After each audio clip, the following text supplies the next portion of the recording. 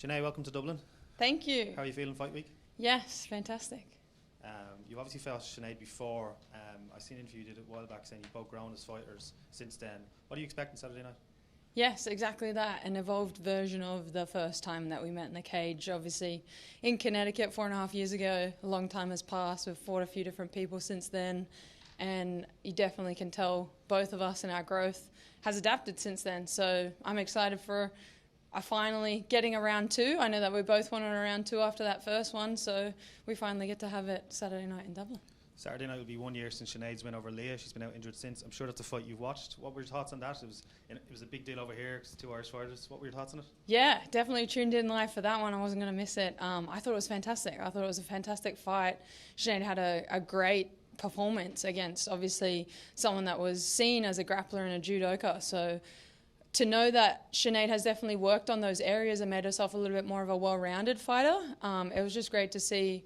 And going into this, it makes it more of an MMA match. I think I said previously that our original fight was more of a striker versus striker. This one's definitely MMA fighter versus MMA fighter. Sinead was promised a title shot after that win. Obviously, she got injured, so it didn't happen. What are you looking for if you get the win on Saturday night? Would you think you'd move up to that position? I would definitely say it would be close. I wouldn't expect an immediate title fight for sure, but I would definitely expect maybe another fight that makes me closer to a title shot. So I'd say maybe one more after, and it definitely moves me up into the division and back where I should be. Thank you. How do you reflect on that first fight? First of all, the cut. You know, I think a lot of people, and we're maybe a little bit biased here being Irish, but thought the fight could have gone on. From your side of it, when you looked at that cut, do you think it should have gone on as well? I mean, I'm no cut man. And looking back on it, something that I always sort of say is that one of the negatives that happened with the cut is that she did keep touching it. And I know that obviously touching it opens it up, it causes the blood to come out more, and it makes it harder for the cut man to work on it. I would have obviously I was excited for a round two. It wasn't like I was standing there expecting them to stop the fight as well. So I definitely wanted a second round. But I'm like I said, I'm no cut man. I don't know how much you can or cannot work on it. And it wasn't just one cut, it was two as well. So I'm assuming that played a factor.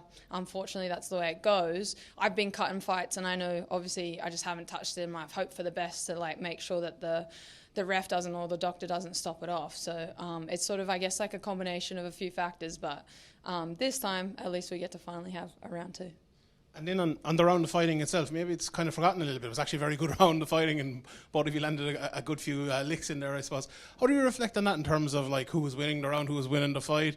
And was there anything, I suppose, that you got from Sinead you weren't expecting? No, to be honest. I mean, usually that is the case. Usually you see something that you don't expect. I think it was the other way around. I think they got a lot more than they expected. I don't think they overlooked. I would never, especially that team, SPG, I've got a lot of respect for them, and I wouldn't say they are the kind of people that overlook me, but I think because at the time I was a nobody in a sense. I had only really fought in Hong Kong just before it, on the local scene in Australia. There was one fight in Bellator to watch a tape on, and it wasn't my best performance. So I can assume they didn't really expect a performance like that from me. I personally think I won that first round.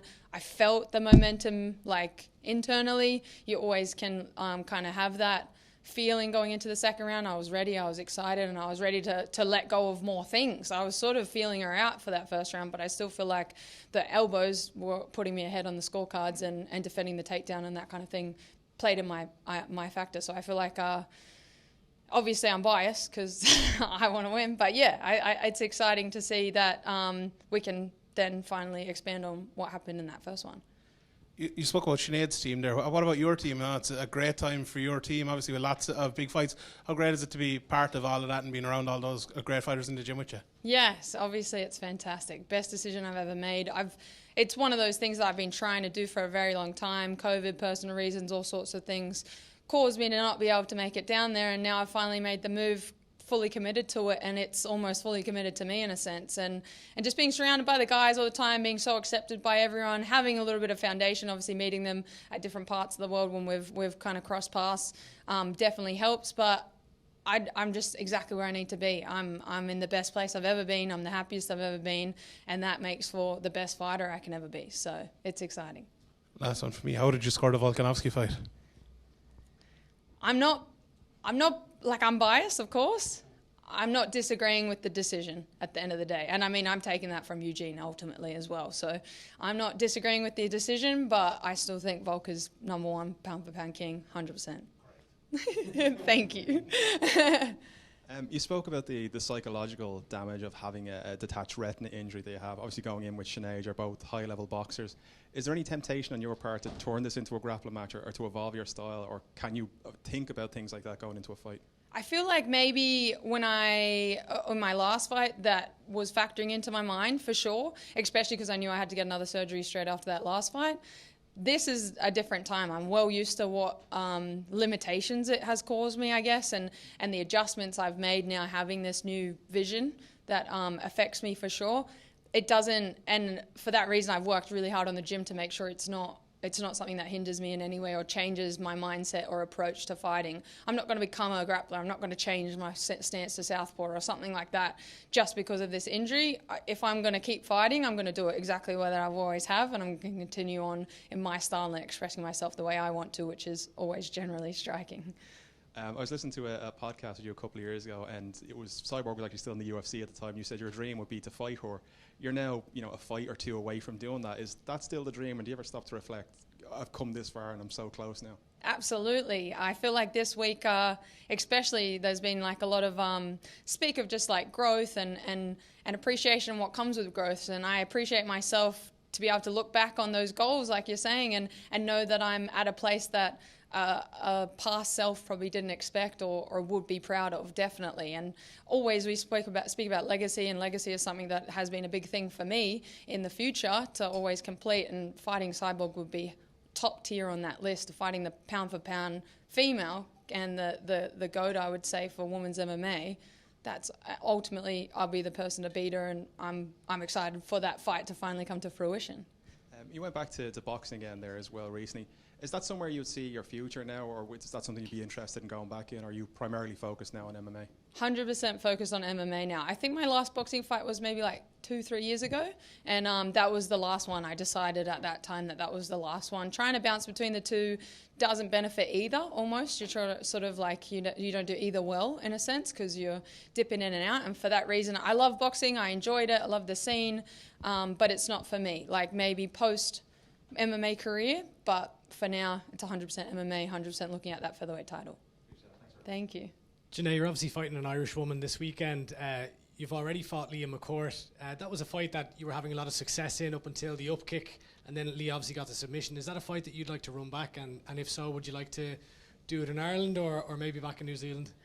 I think I'm done with Ireland. I love it. It's so great, but it's a long way away, definitely. So I love the experience. I love living this lifestyle where I get flown to the other side of the world, but nobody in this whole promotion comes further than I do for any of the fights. So for that reason, I would definitely love to have it back at home. 100% would love to run it back. Obviously, immediately after I left the cage, that's what I wanted. And it's a win that I know that I can obviously attain, and I am the better fighter, and therefore I would love to do it, especially in Australia or New Zealand. Would be amazing. You spoke about getting flown over. Sorry, I'm behind the You're right. How's the acclimatisation going to Dublin?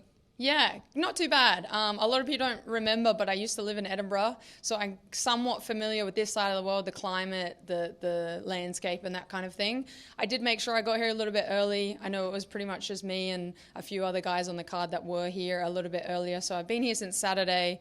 I did the adjusted things. This is my 8th fight with these guys. I know what to do. I literally vacuum pack my own pillow, I bring the lavender oil, I got the noise cancelling headphones, I make sure I sleep on this timeline. I got the whole jet lag thing pretty down packed, which is lucky for me, and it just comes from the experience, but for that reason I've acclimatized well, and it's obviously the opposite season as well, but I love hoodie season, I love beanie season, so say less. Is it? Shorts, you say? No. Surely. Does the jet lag make the cut any worse? I know for some people it does, definitely. For that reason, you have to adjust. You have to prepare for that, like the water retention, all that sort of stuff. I retained water on the way over. and I just move it out the next day doing certain adjustments and techniques that I know work for me. And I guess that has come from experience. I think like that's something that I sort of say back when I fought Leah, she wasn't used to doing the flying and stuff, and I can imagine that would have been a bit of a shock. I'm glad that from the get-go, I've always been traveling. I haven't fought back in my home country or like Australia or New Zealand since like 2016. So it's not like I don't know what it's like to fly and travel and cut at the same time. I just know what to do now.